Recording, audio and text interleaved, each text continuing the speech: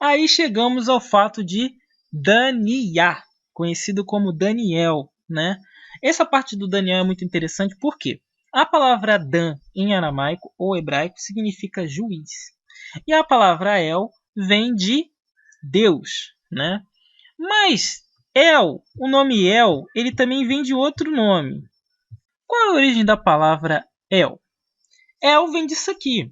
El, em hebraico, El, era um deus cananita e entendido pelos cananeus, entendido pelos cananeus como seu deus criador, e que também foi cultuado pelas tribos hebraicas que se assentaram no norte da Palestina. Seu nome, por vezes, foi utilizado como sinônimo de Javé, que está escrito, ou seja, eles trocaram o nome, que não é Javé, que não tem J, nem Iá, pelo nome El, que é o pai de El, o pai de Bel, né? Que essa é uma outra parte que também tem, falando que El é o pai de todos os deuses, né? Então daí você vê, eles, como eu falei antes, isso é uma contaminação do aramaico, né? Eles contaminaram porque eles chegaram lá na Cananéia, terra prometida, tinham cananeus lá e eles se contaminaram com esse Deus. Então, por isso que eu não chamo de Daniel, eu chamo de Daniá, né? O que acontece? Ou poderia ser Daniel, né? Mas o que acontece?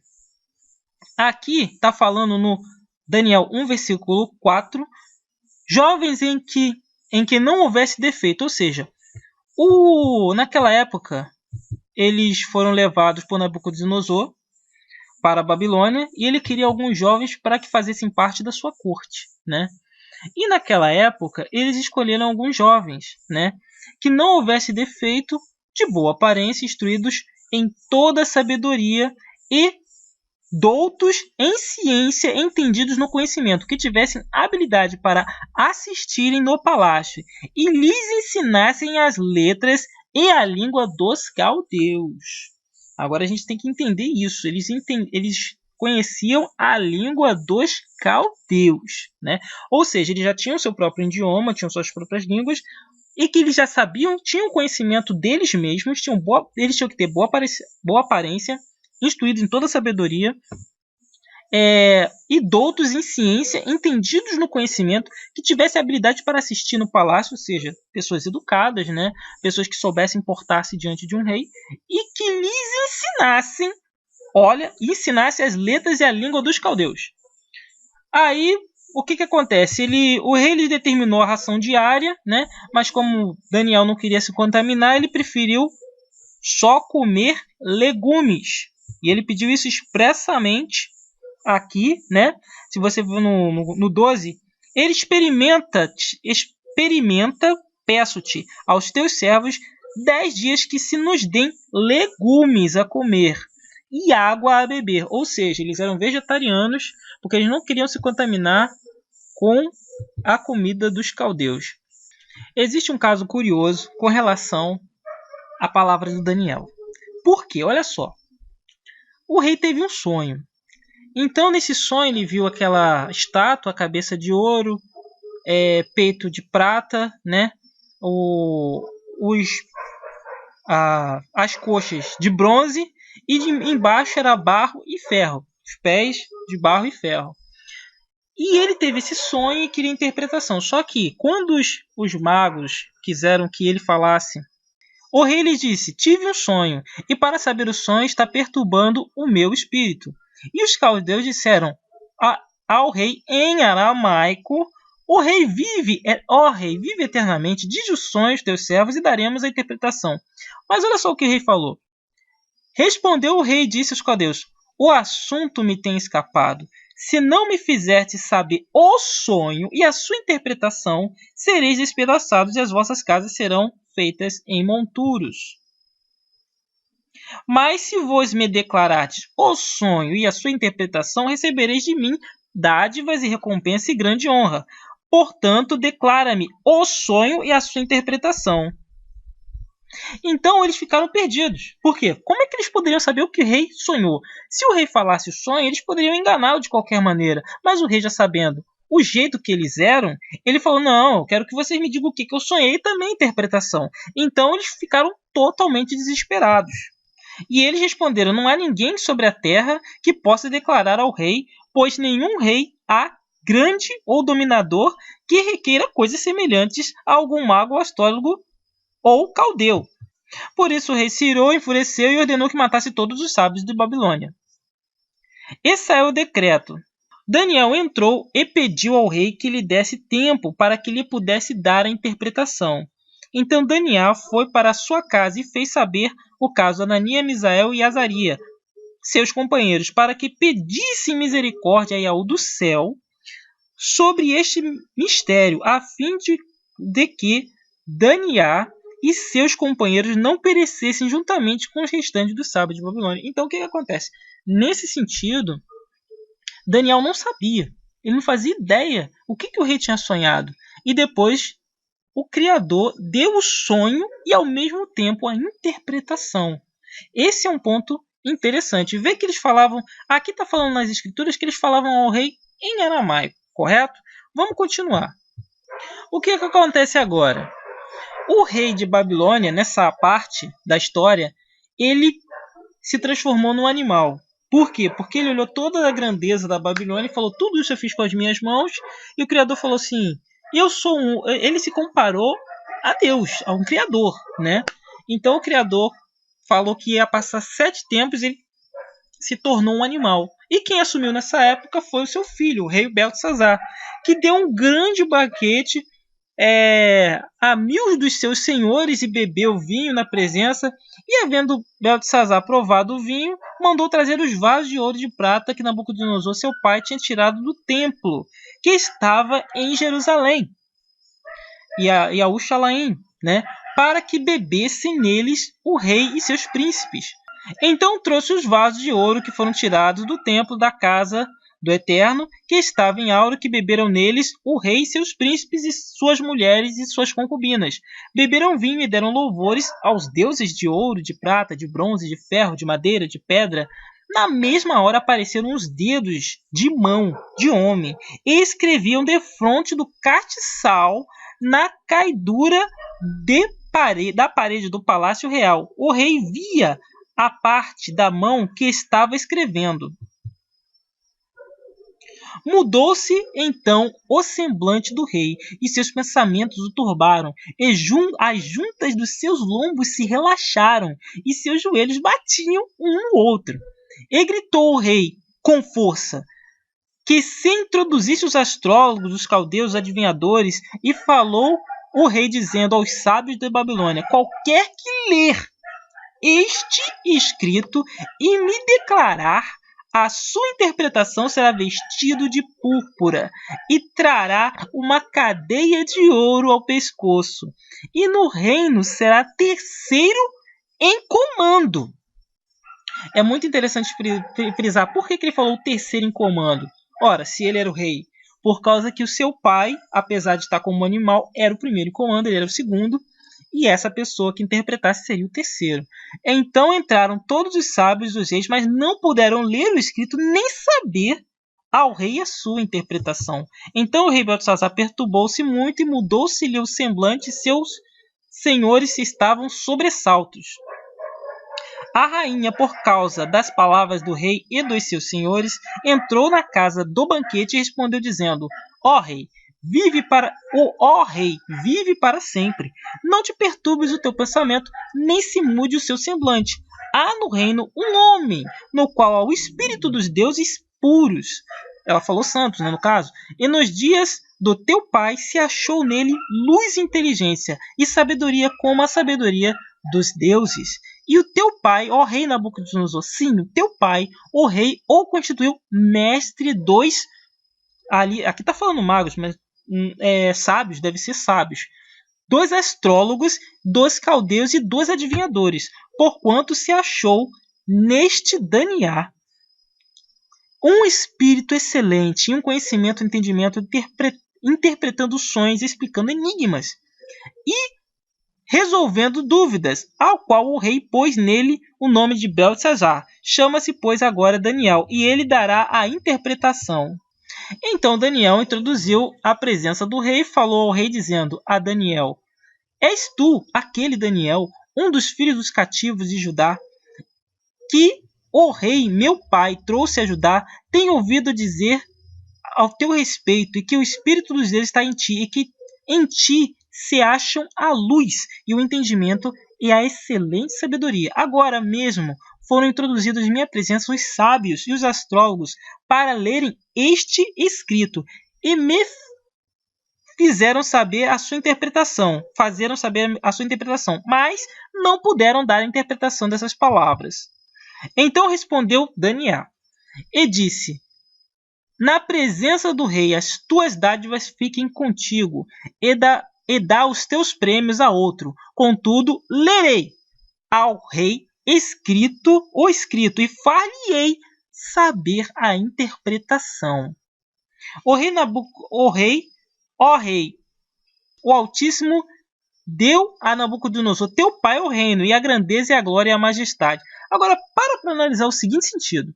Quando lá atrás o rei Nabucodonosor teve um sonho e perguntou para ele assim, ele falou assim: eu quero saber o sonho e a sua interpretação.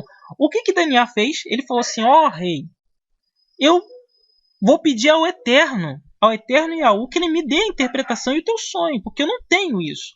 Mas quando Daniel bateu o olho no que estava escrito ali, ele falou assim, ele não precisou pedir tempo para poder interpretar, ele interpretou na hora. Pergunta: por que Daniel interpretou na hora e por que os magos de Babilônia não interpretaram? Resposta: Daniel conhecia o idioma ao qual foi escrito aquelas palavras, mas o povo de Babilônia não conhecia. É uma resposta lógica. Olha, se você olha uma coisa que vamos colocar, nós somos brasileiros, está escrito em português, e um americano está lendo, ele não vai conseguir interpretar. Mas, se a gente fala português, a gente vai conseguir ler e interpretar se a gente for alfabetizado. E Daniel, ele tinha o conhecimento tanto dos babilônicos, quanto ele tinha o conhecimento que já veio com ele da terra dele. E o que estava escrito? O que aquela mão escreveu? Aquela mão escreveu Mene, Mene, Tekel, Urfarsim. Mene, Mene, Tekel, Urfarsim. E essas palavras que Daniel interpretou, ele falou: Mene, esta é a interpretação daquilo. Mene, contou. Iá contou o teu reino e o acabou. Tekel, pesado, foste na balança e foste achado em falta. Peres, né? Ou Fares, melhor dizendo Fares. Dividido foi o teu reino e dado aos medos e aos persas. Então mandou Belsazar que vestissem a Daniel de púrpura, então lhe pusessem uma cadeia de ouro no pescoço. Então o que acontece? Ele leu e interpretou, claro, da parte do Criador, mas ele simplesmente leu. Pergunta: qual é o idioma que estava escrito essas palavras? E resposta: aramaico. E o mais engraçado nessa história, que eu acho, é porque, vamos colocar assim, estava escrito em aramaico, mas fala-se que os caldeus naquela época falavam aramaico. Se os caldeus falavam aramaico, como eles não conseguiram ler aramaico? Agora vamos provar por que isso estava escrito em aramaico, obviamente. Agora vamos colocar na cabeça o significado de cada uma dessas palavras. Essa palavra, por exemplo, mene, mene, o que o Daniel falou que essa palavra significava? Contado, correto? Essa palavra é muito parecida com uma palavra que é maná. Vamos ver o que a palavra maná significa. E chamou a casa de Israel o seu nome Maná, e era como uma semente de coentro. E como é que eles batizaram o Maná? Aqui no Êxodo 16, versículo 15, está escrito: e vendo os filhos de Israel, disseram uns aos outros: o que é isso? Porque não sabiam o que era. Disse-lhe, pois, Moisés: este é o pão que o Eterno vos deu a comer. Então, na maioria dos dicionários, a palavra maná significa o que é isso. Mas será mesmo isso que significa a palavra maná? O que ele falou naquela época para eles fazerem? Disse Moisés: ninguém deixe dele de manhã. Olha só qual foi as instruções que Moisés deu ao povo. esta é a palavra que o soberano tem mandado. Colhei dele cada um conforme o que pode comer. Um homer. E tem outras passagens que falam um gomer por cabeça, segundo o número das vossas almas. Cada um tomará para os que se acharem na sua tenda. Os filhos de Israel fizeram assim, e colheram uns mais e outros menos. Porém, medindo com o gomer. Aqui está falando homer, mas em outras traduções é gomer. Não sobejava ao que colhera muito e nem faltava ao que colhera pouco. Cada um colheu tanto como podia comer. E disse Moisés, ninguém deixe dele para amanhã. Eles, porém, não deram ouvidos a Moisés. Antes, alguns deles deixaram dele para o dia seguinte, e criou bichos e cheirava mal. Por isso indignou-se Moisés contra eles. E eles, pois, colhiam cada manhã, cada um conforme o que podia comer, porquanto aqueceu o sol e se derretia. E aconteceu que no sexto dia colheram pão em dobro, 2 homeres para cada um. Em todos os príncipes da congregação vieram e contaram-no a Moisés. E eles disseram, é isto que o Iá tem vos dito. Amanhã é repouso, o puro sábado do Eterno. O que quiserdes cozer no forno, cozeio. E o que quiserdes cozer em água, cozeio em água. E tudo que sobejar, guardai-vos para amanhã. Então, o que acontece? Eles pegavam um gomer. Todo dia eles pegavam apenas um gomer. E no sexto dia, como no sétimo era descanso, eles não vinham maná no sétimo dia. Então, eles pegavam 2 gomeres. O que significa isso? Nada mais do que uma conta. Então, o que significa maná? Contado, porque o maná, esse maná que era o pão que descia do céu, ele era contado. Cada pessoa só podia pegar um gomer por dia. Mas no sexto dia eles podiam pegar 2 gomeres para sobejar para o dia seguinte. Então, a palavra maná nada mais não significa o que é isso. Por que eles deram essa palavra, o que é isso? É porque o povo de Israel, eles ficaram 2.000 anos fora da Terra Prometida. Basicamente, quase 2.000 anos que eles saíram na época do general Tito, que foi no ano 70, depois do Eterno, do Shua, que chamam 70 anos depois de Cristo, eles foram expulsos. Eles só voltaram à Terra Prometida, a Israel, em 1945. Quase 2.000 anos. Então eles não sabiam muitas coisas, eles mesmos não sabiam, né? E foram descobertas algumas coisas agora com o advento do Mar Morto, né? Com esses pergaminhos. Então, mas essa é a lógica. Ou seja, a palavra maná significa contado, como Daniel havia interpretado, porque ele conhecia a língua aramaica daquela época. Então esse é o significado real dessa palavra. Ninguém conhece o significado dessa palavra hoje em dia, mas a lógica é essa. A palavra táquil significa pesado. Ou seja, pesado. E a palavra farizinha, outra palavra muito interessante.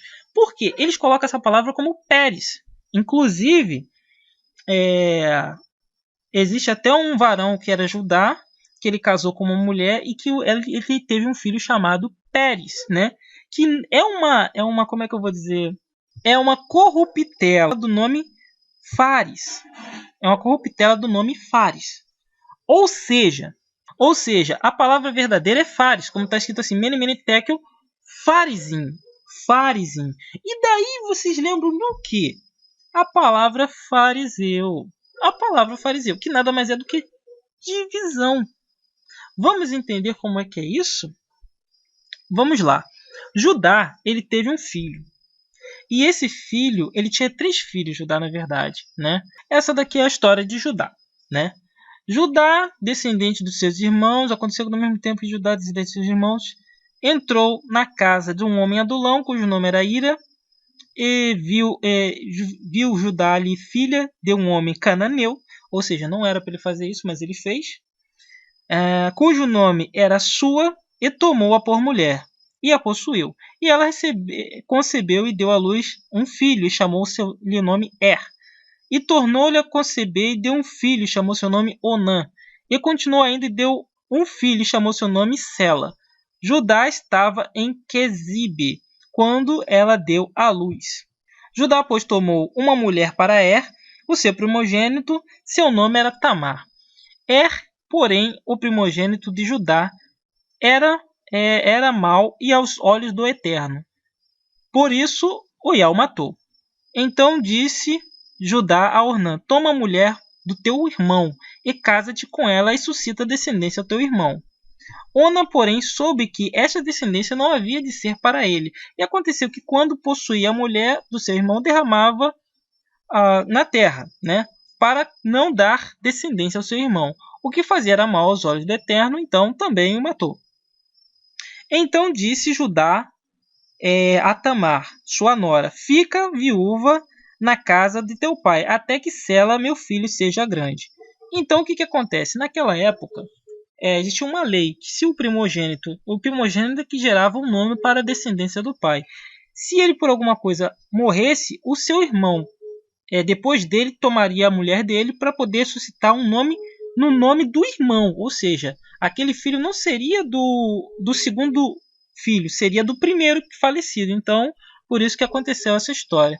O que na verdade aconteceu depois disso foi que Judá teve medo de entregar aquela mulher ao seu filho e ele não entregou. O que aconteceu? Essa mulher, que era Tamar, ela ficou vários anos e Judá não deu o filho dele para ela. Então ela se vestiu de prostituta e ele, depois que a sua mulher morreu, ele estava andando, viu a mulher, ela sabia que ele ia passar por ali, ela se vestiu para que ele não reconhecesse e ele pediu para entrar a ela. E ela concebeu, mas ela pediu, aqui como está escrito, né? Então ela tirou sobre si os vestidos de viuvez, cobriu-se com o véu, envolveu-se e assentou-se à entrada das duas fontes, né, o caminho de Timnate. Você vê que a mulher ela se assentou no caminho das duas fontes. Mas como é que se escreve duas fontes mais próximo do hebraico ou aramaico? Aqui você vê. Então ela trocou de roupa, abandonou as roupas próprias de viúva, cobriu o rosto com um véu, com a intenção de não ser reconhecida, e foi sentar-se à entrada de Enaim. Olha só, duas fontes significa Enaim.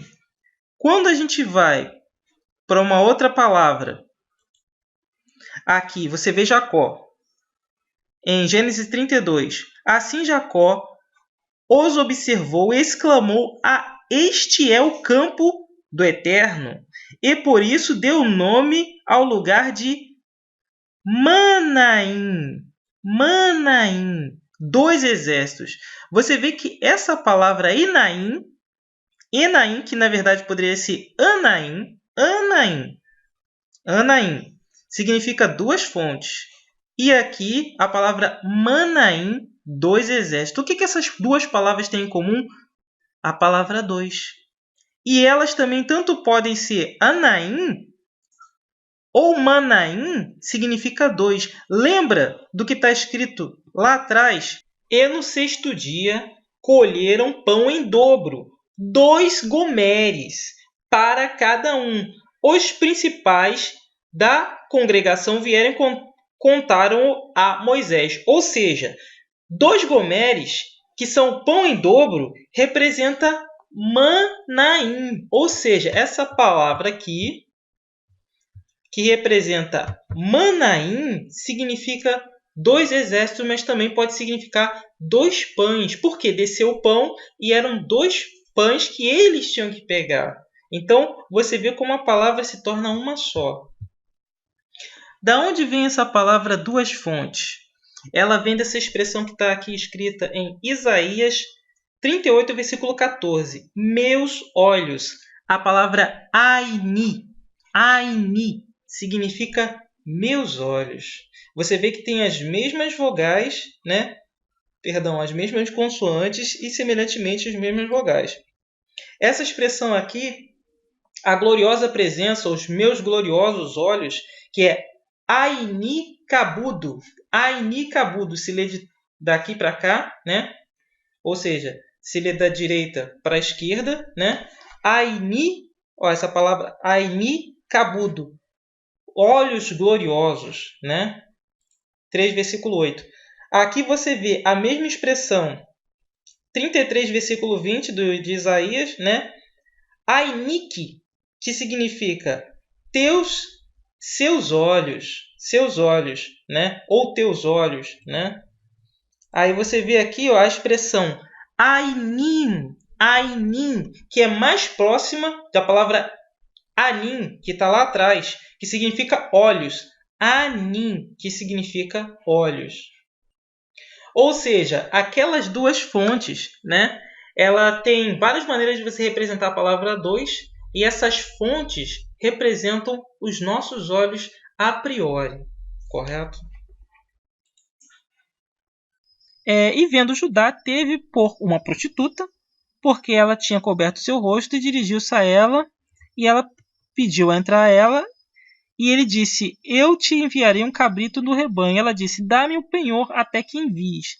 Então, ele deu o cordão, o cajado, né, e essas coisas aconteceram. Então, o que acontece?